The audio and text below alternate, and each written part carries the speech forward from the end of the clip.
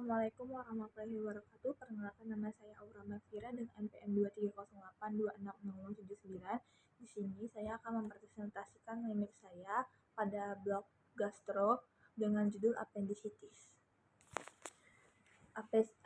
Pertama kita akan memulainya dengan mengetahui definisi dari appendicitis. Yang pertama itu adalah definisi appendicitis adalah peradangan akut pada appendix yang terjadi ketika ada obstruksi pada lumen appendix. Ketika lumen appendix tersumbat, tekanan interluminal meningkat yang menyebabkan iskemia dan peradangan pada jaringan appendix. Lalu hingga dapat berlanjut ke profarasi. Ini adalah penyebab utama dari nyerinya yang mengarah pada tindakan bedah. Lalu selanjutnya itu ada etiologi. Ada etiologinya itu terbagi menjadi dua. Yang pertama itu ada obstruksi lumen appendix, itu terbagi lagi menjadi 4. Yang pertama itu ada fekalit. Fekalit adalah massa feses yang mengeras pada penyumbatan lumen appendix. Lalu yang kedua itu ada limfadenopati atau hiperplasia follicular lymphomid pada infeksi atau inflamasi yang bisa menutup saluran appendix. Lalu yang ketiga itu ada neoplasma. Neoplasma itu tumor yang tumbuh di appendicitis dengan sekum yang menyebabkan sumbatan. Lalu yang terakhir itu ada benda asing. Benda asing itu seperti benang atau benda-benda non fisiologi. Lalu selanjutnya itu ada infeksi dan peradangan. Infeksi dan peradangan ini bisa seperti infeksi dari E. coli atau Bacteroides virilis merupakan komponen penting dalam proses peradangan dan dapat menyebabkan penurunan fungsi appendix lebih lanjut. Lalu selanjutnya itu ada patofisiologi. Patofisiologinya itu pertama proses peradangan pada appendix atau obstruksi lumen, lalu perkembangan pada proses peradangan, profarasi, dan peritonitis atau peritonitis itu. Bagaimana cara kerjanya?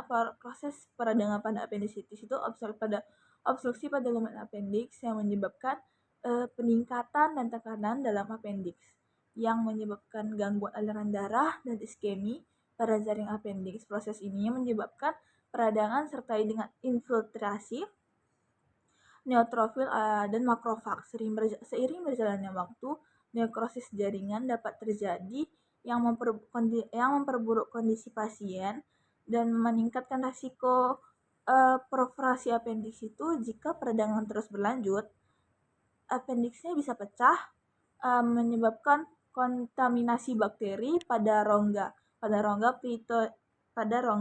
profarasi dan protirotinisme. Hal ini juga meningkatkan resiko abses dan interabdominal. Lalu selanjutnya itu ada manifestasi klinik. Di manifestasi klinik itu gangguan dan tanda klinisnya itu ada nyeri perut, tekan mual dan muntah, ada adreksi, demam ringan, tanda berlubang, dan tanda Ropsing. Lalu selanjutnya ada diagnosa pada appendix. Perbedaan diagnosisnya itu diagnosa appendicitis didasarkan pada anamnesis, pemeriksaan fisik, dan penunjang. Riwayat klinis meliputi keluhan nyeri perut yang berpindah, disertai dengan mual, kehilangan nafsu makan. Pemeriksaan fisik dapat menunjukkan tanda-tanda preterisma. Pemeriksaan laboratorium umumnya menunjukkan leukosit dan neutrofil untuk pemeriksaan penunjang, seperti laboratorium atau USG abdomen. USG biasanya itu digunakan pada anak-anak atau wanita hamil karena tidak melibatkan radiasi, dapat menunjukkan appendix yang membesar dengan dinding tebal atau tanda abses. Lalu selanjutnya itu ada CT scan perut, memiliki sensitivitas dan spesifik tinggi. Itu dia lebih 95% untuk mendeteksi appendicitis akut pada orang dewasa, terutama yang mencurigakan dengan komplikasi. Lalu ada MRI. MRI itu pilihan yang lebih aman pada wanita hamil atau menghindari paparan radiasi. Lalu setelah itu kita ada namanya itu tata laksana.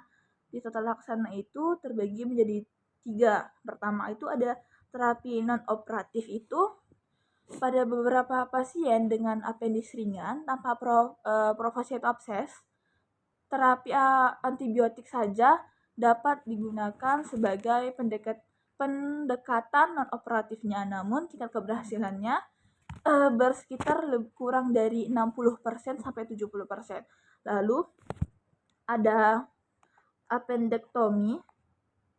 Di appendektomi itu dia terbuka dilakukan pada kasus-kasus yang lebih rumit, misalnya dengan perforasi yang luas atau abses yang membutuhkan drenasi lebih lanjut. Lalu yang ketiga dan terakhir itu pemberian antibiotik. Sebelum operasi, antibiotik septum luas diberikan untuk mencegah infeksi pasca operasi. Baru regimen antibiotik seringkali menciptakan atau lebih lebih sering mencakup cefoxitim atau metronidazole. Mungkin itu sekian dari saya. Ini referensi yang saya gunakan. Lebih dan kurang saya mohon maaf. Assalamualaikum warahmatullahi wabarakatuh.